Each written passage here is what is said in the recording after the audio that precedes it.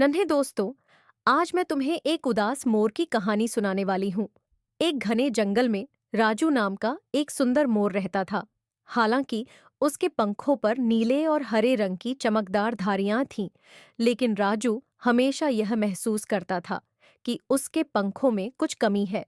वह हमेशा रेनबो के 7 रंगों की खूबसूरती को देखकर हैरान रह जाता था और उसकी इच्छा थी कि काश उसके पंखों में भी ये सारे रंग होते। एक दिन राजू ने फैसला किया कि वह रेनबो के रंगों को अपने पंखों में शामिल करेगा। उसने अपनी माँ से कहा, माँ, मैं रेनबो के रंगों को खोजने जा रहा हूँ। उसकी माँ ने उसे प्यार से देखते हुए कहा, बेटे, याद रखना, सच्ची खूबसूरती दिल में होती है, पंखों में नहीं। लेकिन राजू ने इस बात को नजरअंदाज कर दिया और अपने मिशन पर निकल पड़ा। राजू ने यात्रा की शुरुआत की और जंगल के विभिन्न हिस्सों में गया। वह एक रंगीन तितली के पास गया और उससे कहा, तितली बहन, क्या तुम मुझे अपने पंखों का कुछ रंग दे सकती हो?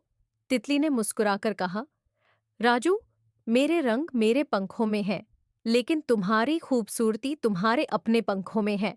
पर राजू ने उसकी बात नहीं मानी और आगे बढ़ता गया। फिर वह एक रंग बिरंगे फूल के पास गया और उससे कहा, फूल भाई, क्या तुम अपने रंग मुझे दे सकते हो? फूल ने जवाब दिया, राजू, मैं तुम्हें रंग नहीं दे सकता, लेकिन याद रखो, हर चीज का अपना एक अनोखा सौंदर्य होता है। राजू मायूस होता गया, लेकिन उसने हिम्मत नहीं हारी। आखिरकार एक दिन वह एक पहाड़ी के ऊपर चढ़ा, जहां से उसे रेनबो नजर आया। रेनबो के सभी रंग आसमान में बिखरे हुए थे और राजू ने सोचा कि अब वह इन रंगों को अपने पंखों में शामिल कर सकता है। लेकिन जैसे ही राजू ने रेनबो को छूने की कोशिश की, वह गायब हो गया। राजू हैरान रह गया और उसे समझ नहीं आया कि ये क्या हुआ। उसी समय एक जादुई आवाज गूंजी, राजू, रेनबो के रंग हमेशा आसमान में रहते हैं। तुम्हारी सच्ची खूबसूरती तुम्हारे भीतर है, न कि उन रंगों में जो तुम्हारे पास नहीं है।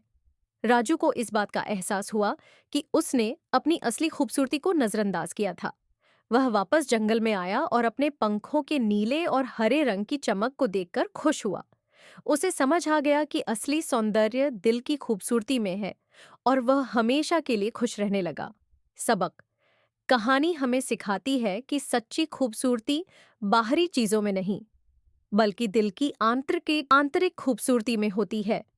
हमें खुद को वैसे ही स्वीकार करना चाहिए जैसे हम हैं और अपनी अपनी अनोखी खूबियों की कद्र करनी चाहिए।